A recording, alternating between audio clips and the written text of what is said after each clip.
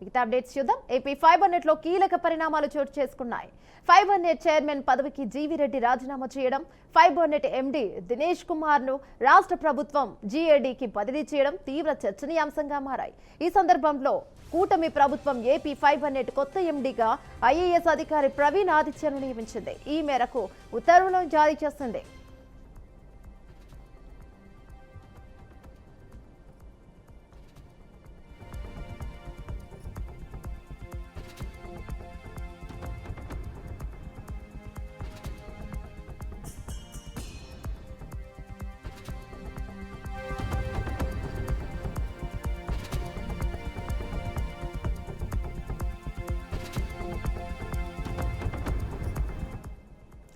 గత ప్రభుత్వ హయాంలో ఫైబర్ నెట్ లో కీలక అక్రమాలు చోటు చేసుకున్నాయని ప్రభుత్వానికి ఫిర్యాదులు అందాయి. ఈ క్రమంలో కూటమి ప్రభుత్వం వాటిపై దృష్టి సారించింది.